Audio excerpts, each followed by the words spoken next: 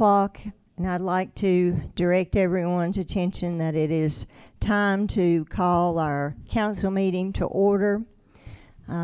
As we do, or as is our practice, we start our meetings with the invocation and a pledge of allegiance. I would like to ask Reverend Bond if he would mind leading our invocation, and then I would like to ask Councilman Hill if he would mind in leading our Pledge of Allegiance. And so I'll ask if you would please stand with me and let's bow our heads to pray. Let's pray together. Dear Father, we thank you for this beautiful day you blessed us with. We thank you, Lord, for the beauty of your creation all around us. We thank you for the beautiful place that we live in and for the town that we are so thankful to have as our home. Lord, we pray that you might bless the deliberations and all the decisions made tonight. Be with the council, with all the members, with the mayor, and all the ones on the council. Lord, just lead them by your will. May it be a time in which things are done that would be of good to this community. Go with each one of us. Lead us in your will. Bless this community, Lord, and help us to lift you up and to glorify you as we should. For it's in the name of Jesus we pray. Amen. Face flag, please. I pledge allegiance to the flag of the United States of America and to the republic for which it stands, one nation, under God, indivisible, with liberty and justice for all.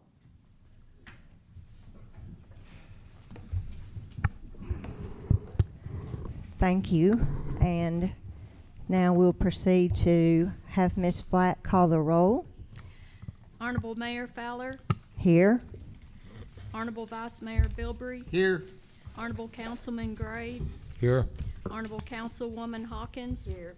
Honorable Councilman Hill. Here.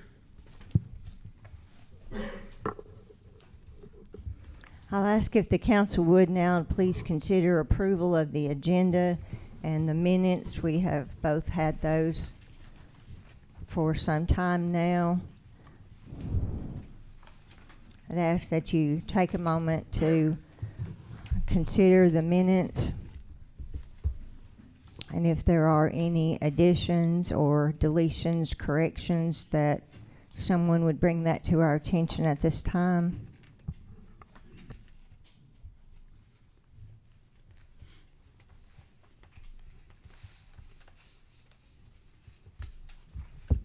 Motion to approve. There's been a motion to approve the agenda as it's presented. Is there a second? Second. Okay. All those in favor, or I'll let Ms. Flack call the roll. Mayor Fowler, Yes. Vice Mayor Bilbrey, Yes. Honorable Graves, Yes. Honorable Hawkins, Honorable Hill. Yes. Also, I would consider a motion regarding the minutes of the meeting held on August 10th. I make the motion. I'll second. Ms. Flack? Mayor Fowler, Yes. Vice Mayor Bilbrey, Yes. Honorable Graves, Yes. Honorable Hawkins, Honorable Hill. Yes.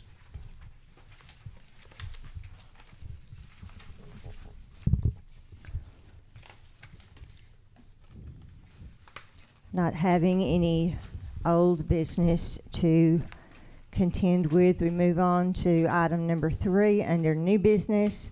Consider approval of suspending ordinances 669-21 and 670-21, and those will be taken up in greater detail in just a few minutes.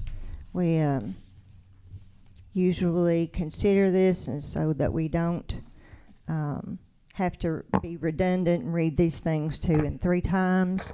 So I would consider a motion to suspend the reading of those 2 ordinances as we're going to discuss them in greater detail. I'll make the motion.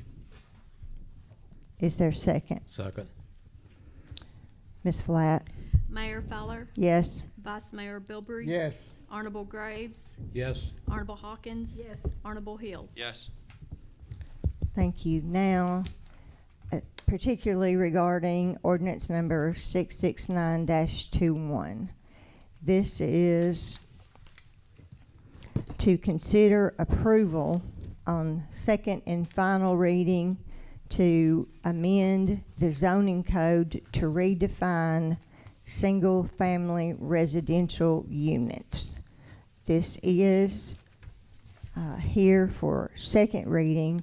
It has been approved or recommended by the Planning Commission, but at this time, we would be in recess so that we could have a public hearing. If there is anyone who wishes to be heard on ordinance 669-21, we'll have this open for public hearing. It's regards manufactured homes and non-site built single-family residential structures, tiny houses, and uses for those, and not site-built single-family residential structures. Mr. Morrison, did you want to add? Yeah, we need to, after speaking with our attorney, on section number 6, section 29, it says used manufactured homes and non-site built single-family residential structures. Number 1, the unit must be set on a permanent perimeter block brick foundation, must have concrete footers, and item 3, must have the appearance of site-built house in good condition according to the Allgood building inspector. We'd intended to add specific definitions for good condition, and the attorney says that is a drastic change from what was sent to the Planning Commission, as well as defining those good conditions needs to be in a separate ordinance because it contains construction materials, and according to the new state law, we'll have to separate that out. So those 6 items that we wanted to add will have to come back later as an addition, and those 6 items came from Bob. Number 1 was all windows must be operational with no broken glass or components. All siding and soffit must not be cracked, discolored, or missing pieces. Roof must not be missing shingles or damage. A landing or porch is required and cannot have just steps on the structure. Landscaping required by the Allgood zoning ordinance, and solid masonry foundation with decorative block, brick, or stone on the front. So those 6 items defining good condition will come back later to be added to this. So passage tonight will not have those 6 items in it.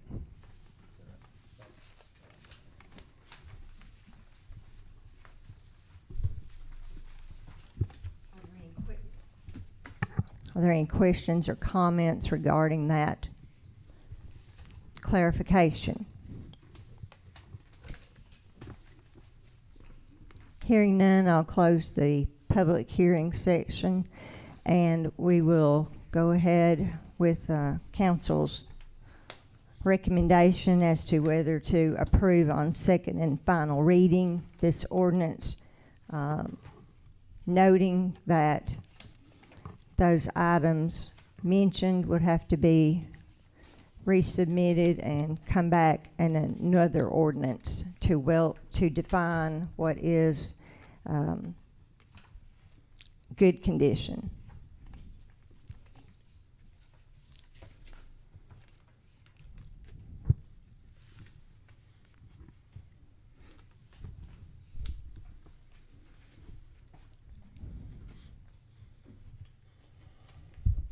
Are we just prohibited from putting these in there? Is that what it amounts to? No, sir. What we have to do is, because they were added after the Planning Commission's vote, number 1, we need it to go back before the Planning Commission, because anytime you make a zoning change, you guys are the final authority. You make the final decision, but the law requires you to present all substantive details to the Planning Commission first. Even if they vote it down, you can still do it, but you have to get their input before you get to make your decision under the statute. So we can just decide not to approve this tonight and send it back to the Planning Commission, and bring it all the way back through again? You can do that. I think what the suggestion was, since you already passed it on first reading without those 6 provisions, that the suggestion was go ahead and pass it as you've already done, then let the planning commission do an amendment. It may be broken into two based on a new statute that the legislature came, but it'd be an amendment through the planning commission, let them consider it up or down. Then you all, at your next meeting, with their recommendation, whatever it may be, then you all can move to approve it at that time or reject it if you should choose to do so. But you just have to get their input first.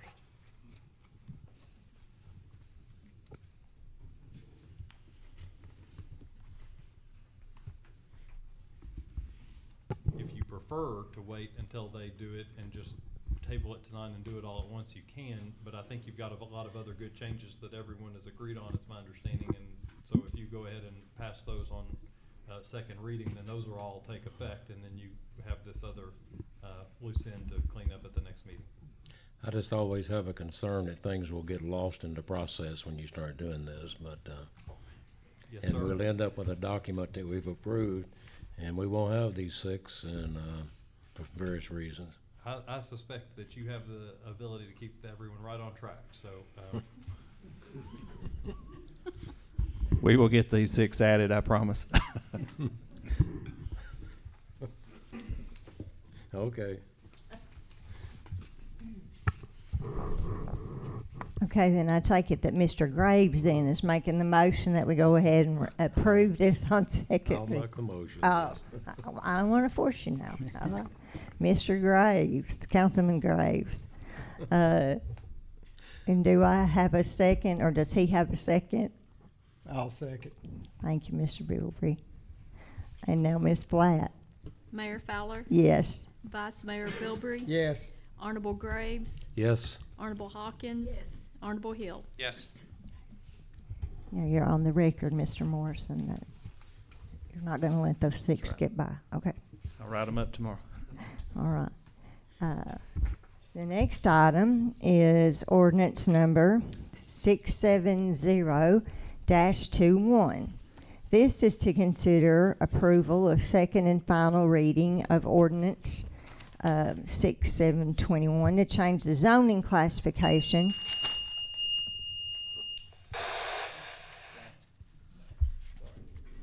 Okay.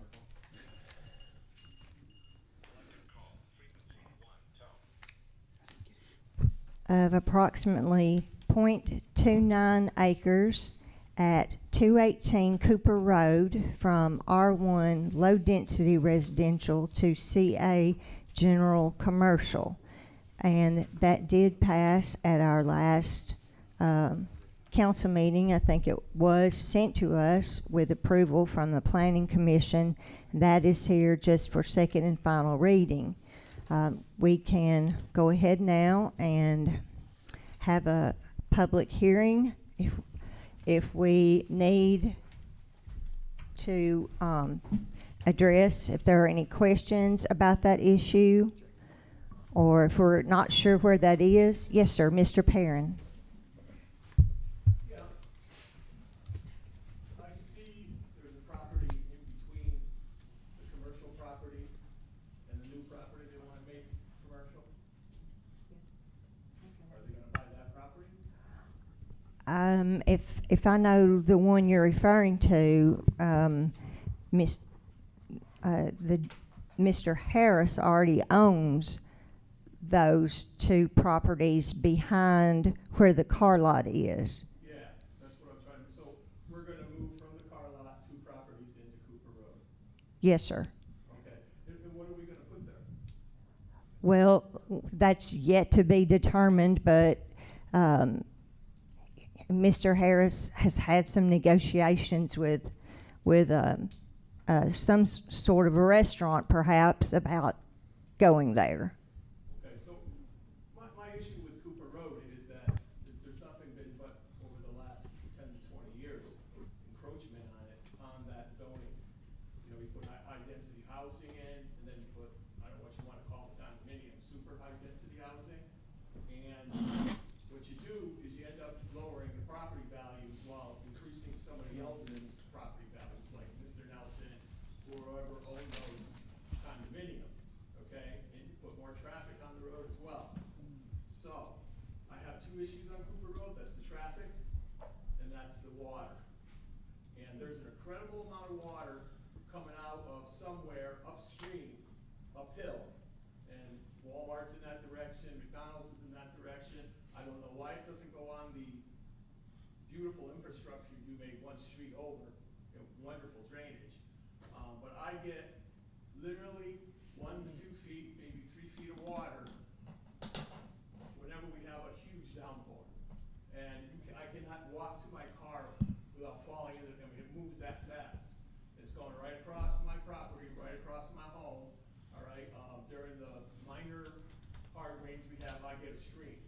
But I do get this river, and then downstream on Dry Valley in Cooper, it all fills up. And the property downstream for me totally fills up. So you're gonna make more tar, more property, and I don't know what's gonna happen with that water. And I really would like to see another stop sign or two put on Cooper Road, one put on Dry Valley Road, where Cooper Road is, and over on Bowman and Cooper Square. And that will probably tone down the shortcutting being gone. And I thank you for the education over the last month or so. They put some vices up, and I got to watch the traffic flow. I was working on my front yard, and I learned a few things. The few things I learned was if they can't go 50, they'll go on some other place. So let's send them to some other place, get them off of Dry Valley, get them off of Cooper. And I really am worried about that water. I was concerned about the property, but as you say, that they both owned it. I know the need to rezone. I know the need that we need tax money, and that's where we get it from, the sales. But the encroachment on Cooper Road and all the residents, it's got to slow down. Thank you. Yes, sir. It's my understanding before any building would take place, they would have to submit plans, and that would also have to include water retention, what they're going to do about any runoff. We are in the process, I understand, of working with the 2 properties next door, which are, I think it's Fast Pace and Everything is $1 or something like that. They have retention pond issues that have to be dealt with, and we are actively enforcing those and making sure that those are what they're supposed to be. And it'll be the same difference with this one as regarding the water. Now, traffic, that is something that we continue to have problems with, and we are trying to address those as we can. Fortunately, there is a light there at Cooper, and so I'm hoping that there won't be an issue. I understand on your end of Cooper that maybe there still continues to be an issue, but I'm assured that it's being worked on. Now, I don't know if that answers all of your questions, but that's my attempt to address them. If the council has something else they want to add, or Mr. Morrison, speak up. But just to clarify, we're only rezoning the first property is already commercial, correct? There's actually 4 total properties that were being considered. The front 2 that are the car lot, it's actually 2 properties are already commercial. The one immediately behind the car lot, the house, is already commercial. So this is just one additional piece that would be rezoned commercial. And on Mr. Perrin's note about stormwater, we did recently work to tighten our stormwater policies, and Bob, our building inspector, and I have been working very diligently to be sure we're enforcing those. Bob and I are talking on a daily basis and making sure that those are being met, and that we're working on some maintenance on a few structures. So we are working harder to make sure that our stormwater detentions are working better and that we're getting better results than what we have in the past.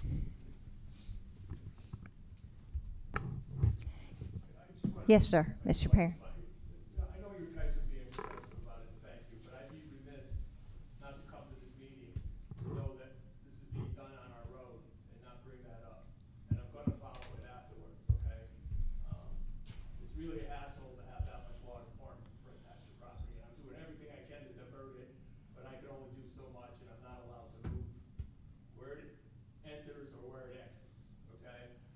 I Yes, sir. certainly don't want it around my foundation on that kind Yep. of mess.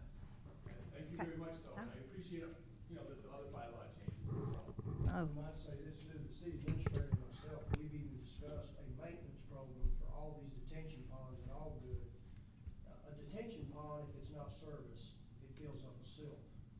And it finally gets to where it doesn't work like it should. They work real good when you first put them in, but if they're not maintained and cleaned out, occasionally they get to where they won't work. And him and I was discussing, looking at maybe trying to create some sort of an ordinance that would, that we could enforce to make sure that this stuff gets serviced. That would help that problem cook real much. That would be great. Thank you. thank you. Are there any other questions or comments? Okay, we'll close the public hearing portion of this item and we'll move to consider second and final reading of ordinance 670-21, changing the zoning classification of approximately .29 acres at 218 Cooper Road from R1 low density residential to CA general commercial.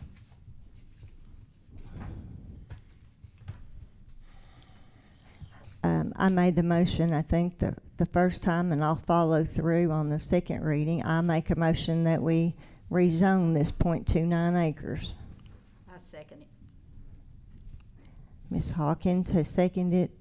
Ms. Flatt, would you call the roll? Mayor Fowler, Yes. Vice Mayor Bilbrey. Yes. Honorable Graves, Yes. Honorable Hawkins. Yes. Honorable Hill. Yes.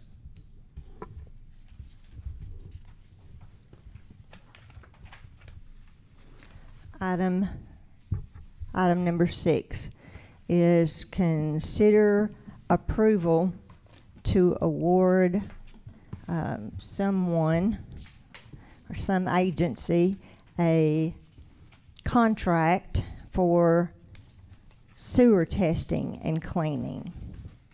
And I think that we have received a recommendation on that. But if you want to speak to that, Mr. Morrison. So this past year, with the July 1st budget pass, we had applied for an infrastructure planning grant with the state of Tennessee to do sewer cleaning and sewer testing. So this will clean the sewer lines, we'll run cameras down the line, and we'll smoke test the line and look for leaks, what we call I&I. So that's stormwater that's leaking into the system. Our most recent report from the state did an analysis on our sewer system. We're showing an inflow of stormwater somewhere around 45%, which is pretty high. It's not near as bad as a lot of other communities, but it is something we want to address because this affects our long-term capacity and our ability to grow, and we don't want to be paying for water that we shouldn't be treating. So in order to address that, we've put out a sewer cleaning and inspection bid, which again includes cleaning the line so that they can TV it and smoke test it. The first bid and the lowest bid was from M&M Pipe Services. Everyone else was higher than that.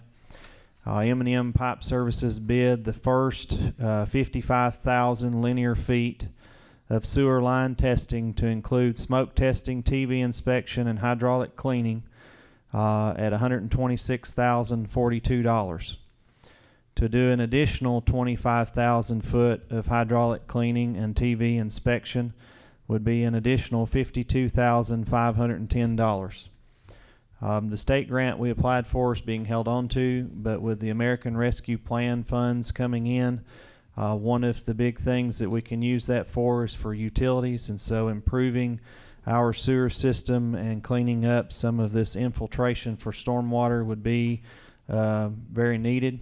So it would be my recommendation that even without the state grant, that we go ahead and use some of the American Rescue Plan funds to start addressing these sewer problems and create a plan for where all of our problem areas are. And I would recommend going ahead and doing both the base bid and the additive alternate. And with M&M, that total would be 178,552 feet. That will give us 80,000 linear feet of inspection and cleaning. And I believe the engineer said last night that's somewhere between 75 to 90% of the overall sewer system. So this would focus on all of the main downtown area where all of our older areas are. A lot of our newer sewers are in better shape, so those don't necessarily need to be cleaned and tested right now. But that would be my recommendation, is that we use some of those funds to pay for this, and this would allow us to create a plan moving forward on how to fix where we're having some major problems. And we budgeted how much? We originally budgeted $75,000, and we were going to use the grant to supplement, which would have covered about the first $126,000. But with the American Rescue funds coming in, the first check from them is going to be in the $660,000 range. We're going to be eligible for a total on the American Rescue plan of $1,300,000. And so that can cover this utility and infrastructure work. Some limitations to what it can do outside of that, but this would get us a long ways towards repairing these. We know two needs. One is the Circle Drive pump station. Needs an upgrade really bad. I think it was put in maybe in the 60s. The second thing that we know is the Williams Circle station is the biggest station we have. It has two pumps that run quite continuously when there's a lot of infiltration coming in, so it really needs a third pump so that in the case one of the pump goes down, there's a third one in there to keep it going.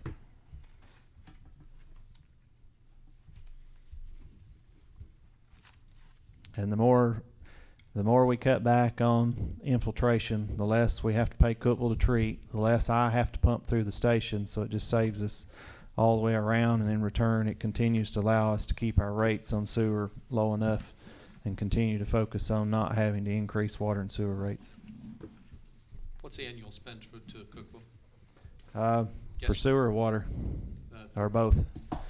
For drinking water, we spend about $810,000 a year. For sewer treatment, probably about $225,000 a year. So the more we address that 200 some goes down. Yeah, we lower it. Lower that. Mm-hmm. On the water side, you spend a lot of time trying to fix leaks and protect from leaks and try to find where you've got water loss. And then the other thing that you have to look at is on our system, we don't make the water. So the only way to control our system and keep the water safe is to flush and keep the lines clean, which takes water that is not an income producing water. So all of those things that we can do to improve the system continue to allow us to keep our rates lower.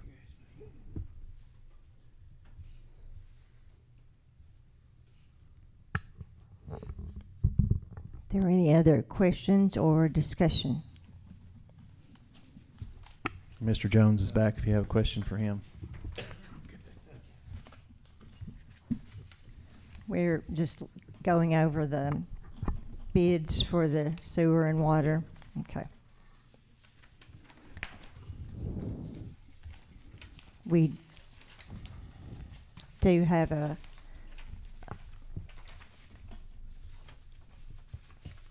recommendation from our engineers regarding which service to use. But again, if you look at that and add the two together, the base bid, then the additional that we were discussing, I think Mr. Morrison said that comes up to $178,552.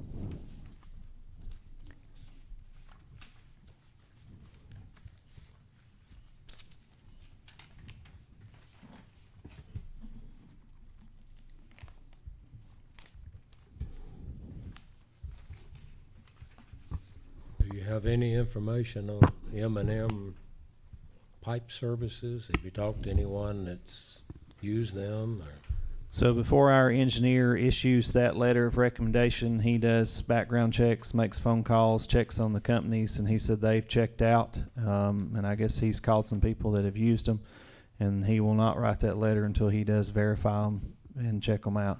So in his recommendation letter, he has verified and checked references and checked with the company and feels confident that they can do the job that we need to do. Okay. How long of a process is this? I don't know on that. It's gonna be a while. It'll take about 2 months. Because they wanna do it in kind of rainy weather, in rainy time of the year is the best time to do that, so, and it's kind of time consuming to do it. So part of this cleaning is removing sludge and debris and things from the line that are in there blocking it. So this will help us with blockages as well. So to clean the lines out, get them good and clean before they do the actual TV inspection. So you're going to get all the debris out of the line and know what's actually there before you camera it. Did you say a few months or 2 months? What? It'll take about 2 months. Okay. I assume we can't push this off a year. You know, I'm just thinking of our budget, and I'm thinking, is this something that, I mean, it's probably a stupid question. Can we push it It's something another that's year? been needing done a long time. We've been throwing it back, and throwing it back, and it's time right now to do something. We need to get control of our I&I. We need this to define what we need to do to fix the system to use that American Rescue Fund too. So this is kind of the building block for creating a plan to use those funds.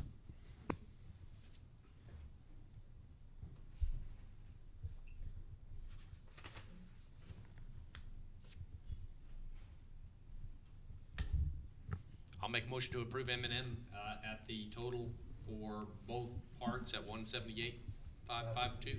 Mm-hmm. Okay. I'll second. Mr. Bilbrey, second. Ms. Flatt? Mayor Fowler, Yes.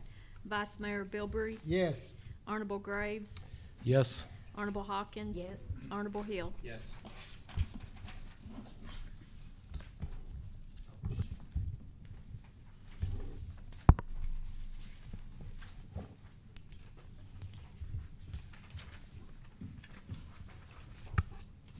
The next item, number 7, is to consider approval of a bid regarding the White Plains House roof repair. Looks like the one that we have had submitted was from Rackley Roofing out of Carthage. And I know there was some looking at that, which, you know, Mr. Morrison can explain it in greater detail, but whether they have to replace some of the sheeting underneath the roof or that kind of thing probably depends on which of the bids we look at. Either bid is going to require removal of what's there, which is called a TPO roof. It's a rubber roof membrane. It's a commercial grade rubber roof. What has happened is the water has seeped under the roof that is there, and it's leaked into the sheathing that's underneath and damaged it. Has also taken down ceiling inside. So Rackley Roofing did 2 bids, one for the TPO replacement, one for a copper roof replacement. The TPO replacement's $33,856. The copper roof is $94,413, which I would not recommend. Either way, the roof sheeting is going to have to be replaced at some extent. We don't know how much. So they bid that at $7.50 per board foot to replace. To get a worst case scenario, we called the company and asked, assuming we had to replace the whole entire deck sheathing, what would we be looking at? And they gave us a cost of $6,300, which would bring the total roof cost to just a little over $40,000. That's worst case scenario. They may not have to replace it all, but they won't know until they get under it and see. So that may be a lot less. We also have the historic grant for this to cover up to $22,500 worth of the expense, which if the total project was $37,500 would have left us having to owe $15,000 to replace this roof. So assuming that the sheeting isn't that bad, we should be able to stay under the original project price. But if it is as bad as we think it is, then worst case scenario, it's an additional $6,300. We've bid this, I don't know, 5 or 6 times with no luck of getting anyone to bid it. And I was really shocked when this had come in. So this was kind of a final chance effort to get this before we lost the historic grant that we got to cover it. Both bids will include the gutter repair. So either bid would include gutter repair. But the TPO is definitely the less cost and I think the better alternative to go back to. And then, like I said, it's $7.50 per linear or per board foot of sheeting repair that has to be done, which should come in under $6,300 because we're going to assume that not all of it has to be replaced, but there's going to be some large sections that do. Yes.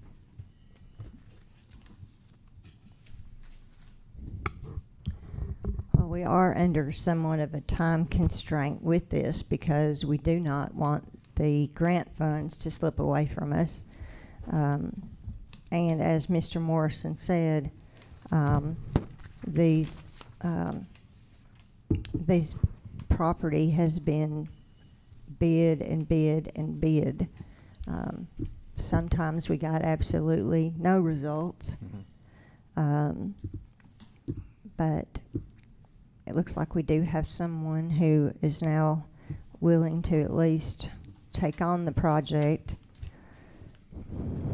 And if we, let's just say it went over, if it took the whole 6,300, the 40,156, that would be the total price.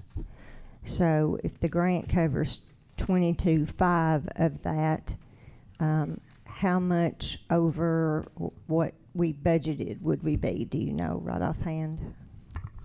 Over what we budgeted, we'd be roughly about $3,000. Okay.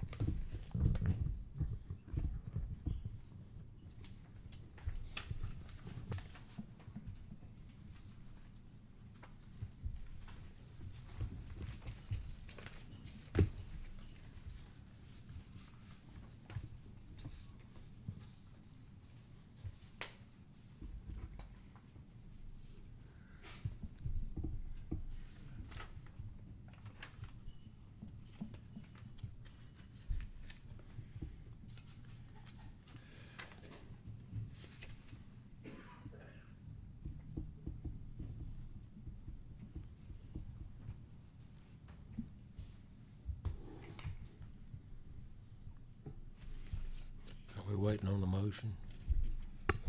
Well, I'll make the motion that we approve the TPO membrane roof.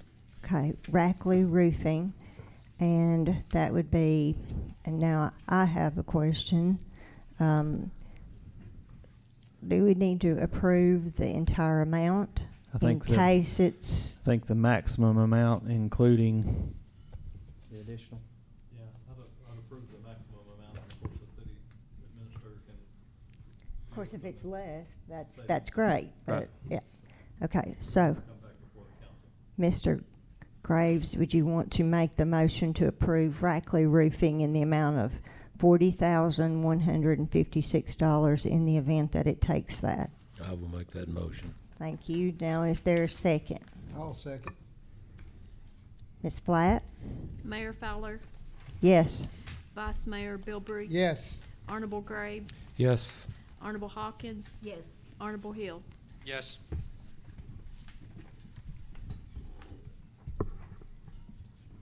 Item number 8, consider approval to surplus the Ditch Witch. I don't know what year this is. Victor, do you know what year that Ditch Witch is? It's in its early 80s. The early 80s. So it's an early 80s model Ditch Witch. We recently acquired a new Ditch Witch, which is a case through the LISO program, which is a bigger, newer machine. So we're basically just going to swap them out, keep the case, and sell this Ditch Witch. Motion to approve. Second. Mr. Hill and Ms. Hawkins, now your turn, Ms. Flatt. Mayor Fowler, Yes. Vice Mayor Bilbrey, Yes. Honorable Graves. Yes. Honorable Hawkins. Yes. Honorable Hill. Yes. Item number 9, consider approval to enter a retainer agreement with Brandstetter, Stranch, and Jennings regarding what we have called in slang, I suppose, the opioid lawsuit. Our district attorney for the 13th Judicial District, Mr. Bryant Dunaway, is seeking if we want to join with this lawsuit. He has a lawsuit that's pending regarding the opioid crisis and the makers and distributors of the drugs labeled as opioids.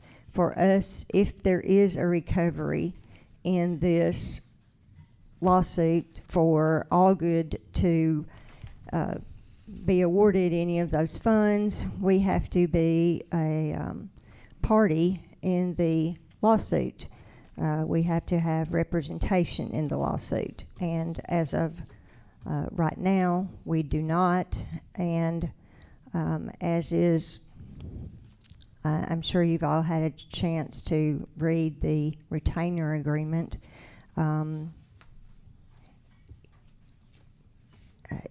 No one gets paid unless we win, basically, is the gist of the retainer agreement.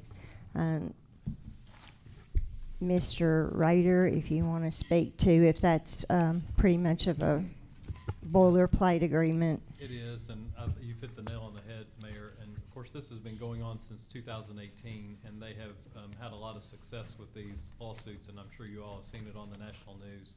And the state attorney general has settled with some of the manufacturers, but the state is going to dole out the money. These folks will represent the communities, including Allgood, if you all approve this directly, and any money will come directly to you instead of through Nashville and being controlled by the state, which is obviously a big advantage. And they've got lawsuits against the manufacturers and the distributors and even some of the big retail pharmacy chains. And they're doing this. They're fronting all the costs. It doesn't cost anything for the city to do this. Obviously, those are expensive lawsuits to prosecute.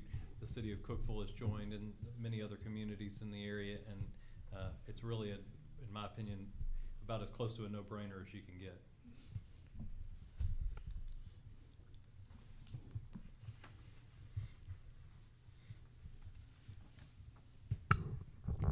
Does anybody have any questions?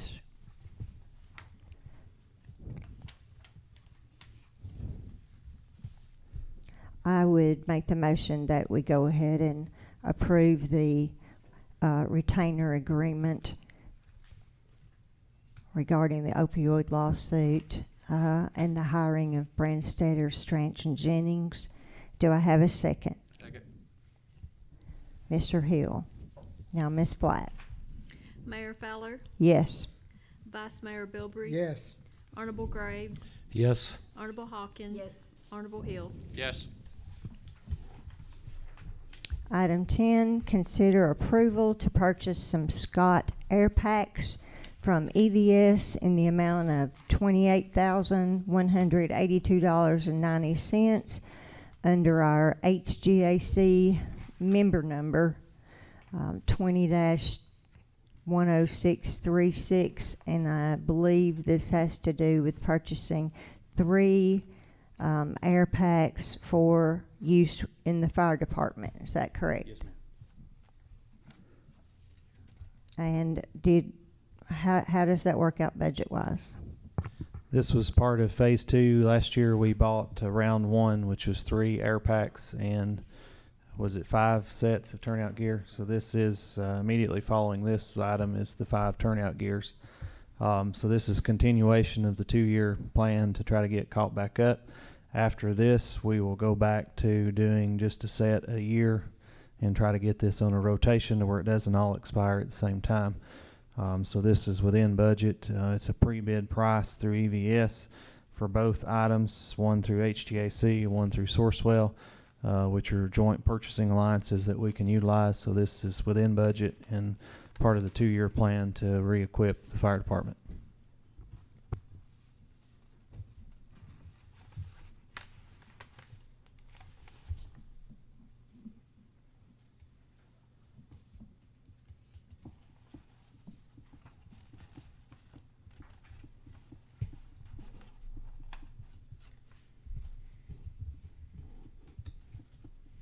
I'll make the motion to approve EVS Scott Air Packs. So I think I jumped ahead. Restate that. I'll approve the motion for the Scott Air Packs for $28,182. Okay. Have a motion to approve. Do I have a second? Second. Ms. Blatt? Mayor Fowler, Yes. Vice Mayor Bilbrey. Yes. Honorable Graves. Yes. Honorable Hawkins. Yes. Honorable Hill. Yes. Item 11, consider approval to purchase the fire decks turnout gear from EVS. That's totals $13,967.44 under our Sourcewell member number 132725. And as was stated, that is for 5 sets of turnout gear. I'll make the motion. Is that, okay, Ms. Hawkins? Now Ms. Platt? Mayor Fowler, Yes. Vice Mayor Bilbrey. Yes. Honorable Graves. Yes. Honorable Hawkins. Yes. Honorable Hill. Yes.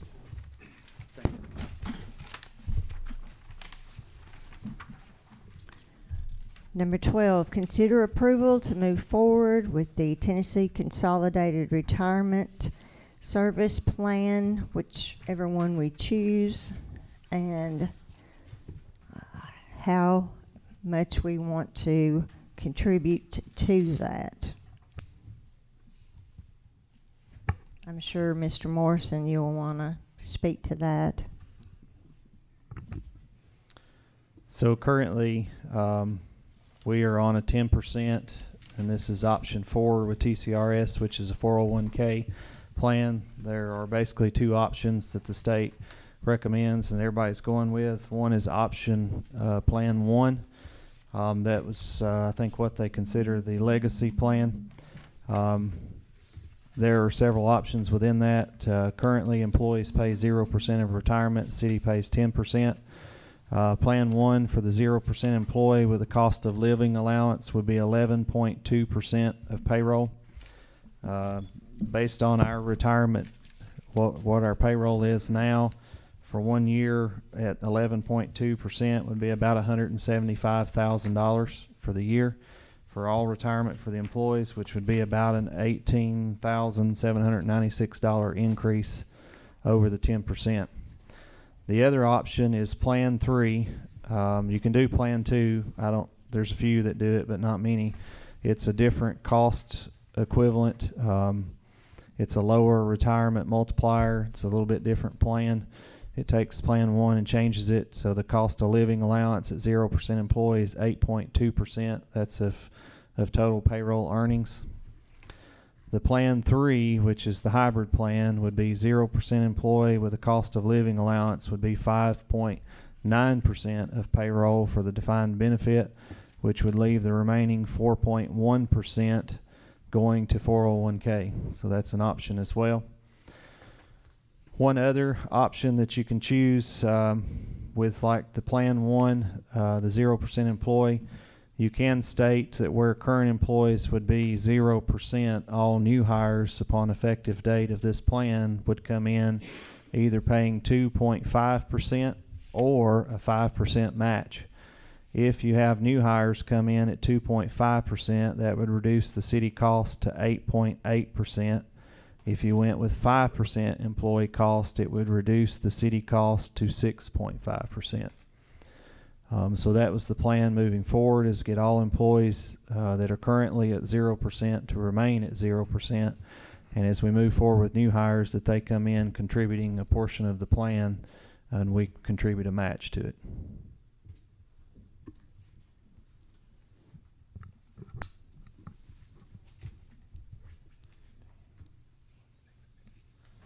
So currently, if you went with Plan 1, the 11.2%, our annual retirement cost is somewhere around $157,000 a year. So with Plan 1, 11.2%, that would move for the whole year the plan cost to about $175,000.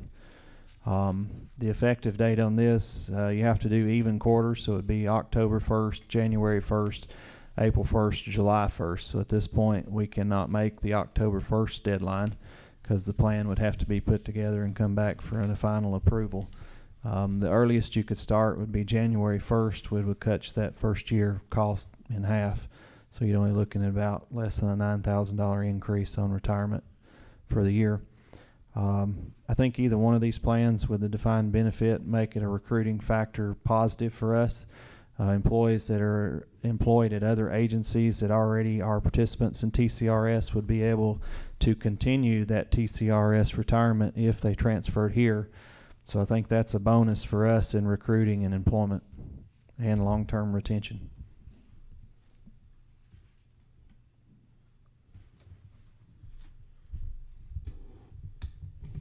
You've obviously studied these way more than probably anybody in the room. What's your recommendation? The optimal plan for the best retirement would be Plan 1, 11.2%. That's probably the best, the Cadillac retirement for state employees. It's going to cost you a little more. Now the 11.2% again is a first year payroll percentage. So until you get employees into the system, they won't have an actuarial number. So that percentage could go up or go down. But moving forward with that plan, again, new hires would come in paying a percentage, which over time would lower city costs, but still make us attractive to transfer here and to stay here and retire from here. I think it makes, the long-term retention a positive for employees. Does it still have the 5-year investment? It does have 5-year vesting. So they'll have to stay at least 5. Now, one option may be so current employees who are here when this plan starts can decide to not enroll and remain in the 401k at 10%. They have that option. New hires will not have that option. The other thing that after the 1 year is up and they get an actuarial, I think employees that are here can look at the option to buy back time with some of their 401k, but I don't know all of the ins and outs on that. Those are way beyond my ability to understand. It's expensive. And it is expensive, but that is an option. Have you had any employees express a preference?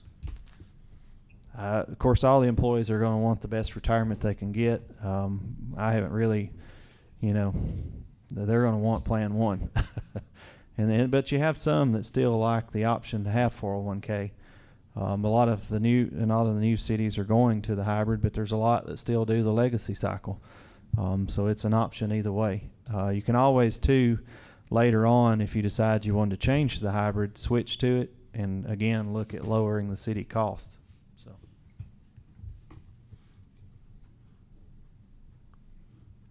Does this help us recruit people to work for the city? I think it helps us recruit experienced employees that have time at other locations who have the TCRS retirement. If they come here, they continue to build on that so they don't lose anything. So I think it gives us an opportunity to recruit more experienced employees. Yeah, I think I heard a comment in one of our discussions, maybe it's a work session, that people really are looking at the dollars per hour as the primary thing rather than benefits. Right. And that's one of the options with allowing new hires to come in having to pay a percentage. They're not as concerned about benefits, and so as we continue to move forward, this would allow you to increase hourly rates but lower your retirement costs to kind of offset that.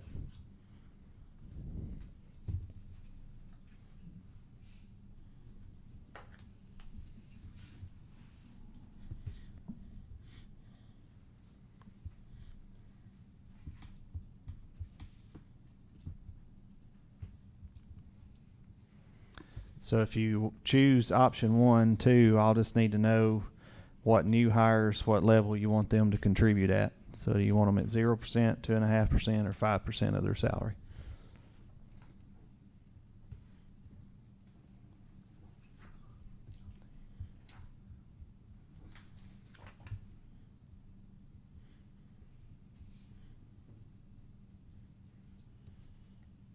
I guess most retirement plans that I've been exposed to through the years, that most of them have some contribution from the employee as well, not just a gift. Right. Zero. Currently, city employees are 0%, and the city pays 10%, which is, I think, the same as the county does, and it's a couple others. So this would move us to a new hire position where employees would be contributing if you all choose to do that. So you would consider whether you want them to contribute at 2.5% or do you want them to contribute at 5%.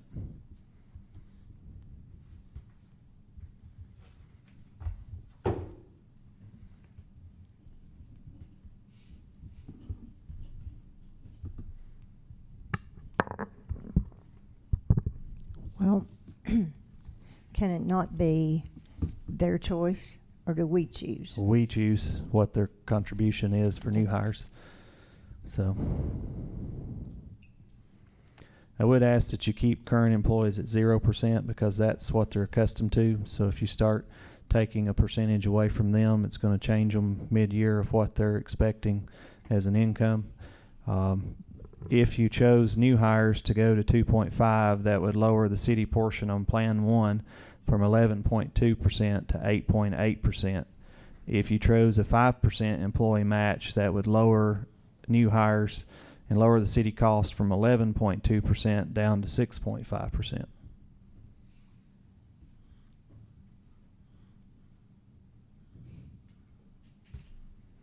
You can choose to bring new hires in at 0% if you want to, and you can always come back and change that later on down the road. And it leaves current employees locked in where they are, and then new hires would come in at whatever rate you change it to down the road. So it's an option to change it. Well, it would be new hires after the point of adoption of the new plan. So those are all possibilities.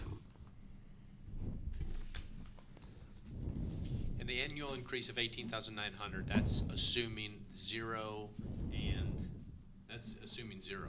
Yeah, it's assuming 0 new employees. and current payroll levels. And Yeah.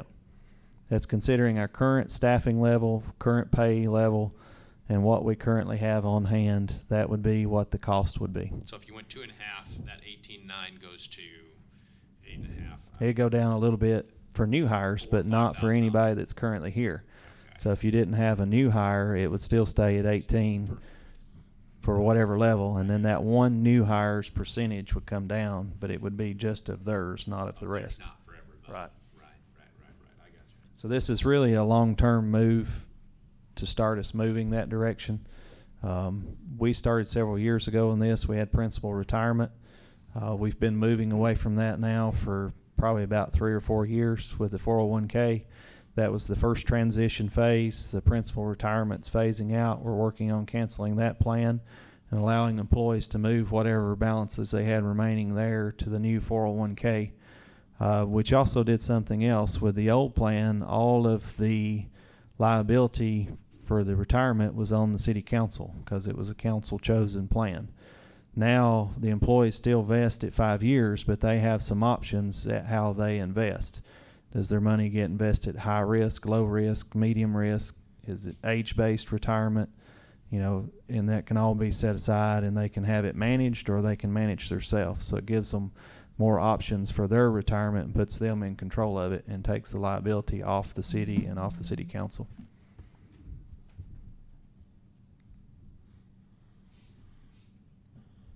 Well, I guess my opinion is new hires ought to contribute something, 2.5% or something like that.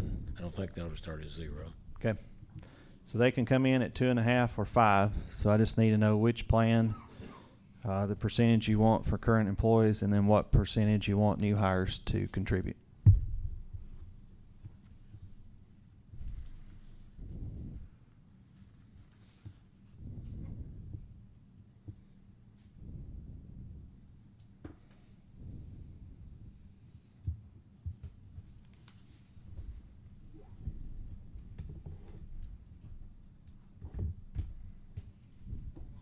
I agree with Ron.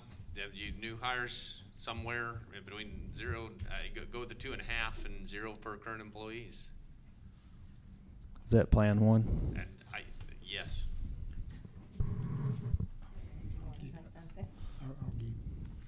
I make the motion, we go with Plan 1 with new hires at 2.5%. And current employees at 0. 0. Okay. Now I'll have to have the state put all this together, and it'll come back for final approval once the plan's built, and then I make it effective January 1st. Are you all okay with that? Yes. Okay. All right, we have a motion, now we need a second, or unless Mr. Hills was the motion. He said it better than me, but I will second it. Okay, thank you. Now, Ms. Black. Mayor Fowler, Yes. Vice Mayor Bilbrey, Yes. Honorable Graves, Yes. Honorable Hawkins, Yes. Honorable Hill. Yes. And now we have the city administrator's report. But before he gets to that, if you don't mind, I forgot this, or I left this off the last time that we were here. And it is, I certainly don't want to do that again. Most of you here know Miss Ann Flatt, and you hear her, I always say, Miss Flatt, can you call the roll? And you see her seated down here, and she calls all of our names. But Miss Flatt does a lot more than just sit up here and call our names. She has a lot of responsibility, and part of that is being the city clerk, and she is our court clerk. You may not know that our city judge had been extremely ill for a period of weeks, and we got a substitute judge to stand in for us. And while that happened, we received a very nice letter from one of those judges that filled in regarding our own Miss Flatt. And we say, we hear so many times about the things that we don't do right, or we could have done better, or, well, you didn't do this, or you didn't say that. Well, this judge was most complimentary of Miss Flatt. In fact, she was extremely qualified, professional, gracious, polite, and informative.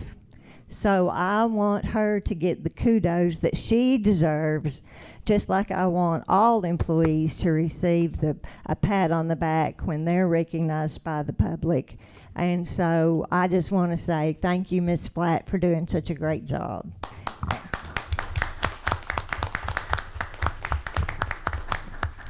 Now, Mr. Morrison, we can hear from you. And all the help she gives to me. The Quilt Festival was postponed. It was originally scheduled for this Friday and Saturday. We are working on a rescheduled date. They were thinking maybe the first weekend in April, but they're delaying that to make a final decision to make sure that doesn't conflict with any other events that are happening. So we are working on a rescheduled date for the Quilt Festival. Department heads, do you all have anything? That's all we have. Thank you. All right, not to leave anyone out, how about citizens, delegations, anybody have anything? Yes, sir, Mr. Perrin. As I spoke earlier, I'm concerned about the traffic on Cooper Road. Once again, this month, would like to say thank you to the Lovewood Police Department. The last couple of months, working in my front yard, it turns out to be a really good time because I get to observe what the Lovewood Police Department are up to. And, you know, I have my opinions, but I also have what I see driving by and what I witnessed. One of the biggest things I saw was a reduction in traffic and the traffic rate, especially during peak period. Enough so that a strange character came out. George, you might not know George, but George is one of our groundhogs in the neighborhood. We all know about him. He hides under a shed. And he came out in the middle of the day. Never seen George in the middle of the day. But not only did I George. I don't know if it was his wife or his brother, but the two of them are out in the front yard playing, and I absolutely never ever see the wildlife. I know about the wildlife, you know, there's plenty of it during the dark. We have deer and everything else traveling through on our street. But one of the things I noticed, and it really bothered me, was why did the traffic rate drop so dramatically? And then why does it start increasing again, you know, after the police change their tactics? And they've tried a bunch of different tactics, and we've gone through this back and forth about the trials and tribulations. Now, we had that meeting, and it was clear what the citizens said. They want more police presence, they want more enforcement. Now, I know they were upset, but I don't 100% agree. I think that one of the things I saw done in front of me is that we don't need policemen there all the time. But you come to thought that they're using this as a shortcut, probably, you know, then I looked at the map, and it seems to me that they're coming from Buck Mountain and other places, and instead of, they don't want to go through the, what do you want to call that mess that we got there with 111, 6 corners? They're trying to avoid that area. And so, you know, if they want to go down, you know, Dry Valley Road as fast as they can, and then they want to go down Cooper as fast as they can. And then we have the Walmart employees that got to get to work because they got to be at work at 6, and it's now 5:57. Okay? So, Beaumont is where Rose lives. That's, we're auditing that area. Your radar is not going out that far, but that's where the peak is. That's where everybody's speeding. It's right over the hill, and it's right on where Bowman Street is. And when you pull out of Bowman Street, you have to pull out a little bit further because there's a telephone pole and the fence and the plants in the way. So it's kind of dangerous anyway. So I'm just proposing that if you put a stop sign in the middle of Cooper Road, it's not going to be worth going 50 miles an hour down it. If it's not worth going 50 miles an hour down it, I think that will even increase the people obeying the speed limit. Okay? I mean, they definitely obey it when you put a police officer or a police car come down. I mean, they get ridiculous where they're actually below the speed. But I really want them to do it naturally and pay attention.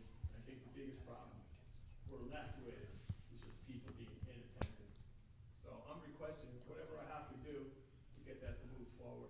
Thank you very much. And thank you, all the police department.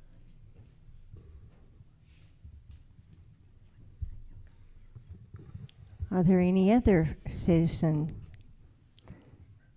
comments?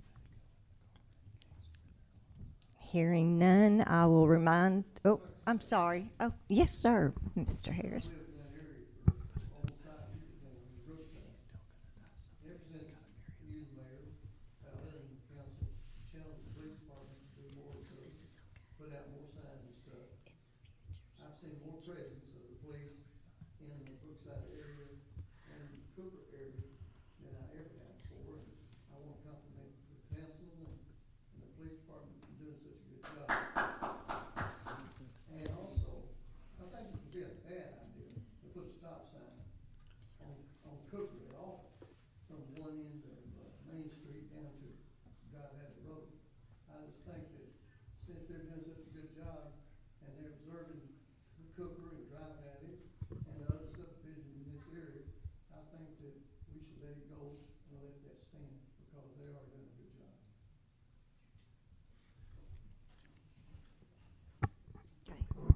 Thank you. Are there any other comments? Hearing none, let's see, our next meeting, I believe, is scheduled for October the 12th. Is that right? And I will go ahead and move that we adjourn unless anyone objects. Speak now. We are adjourned.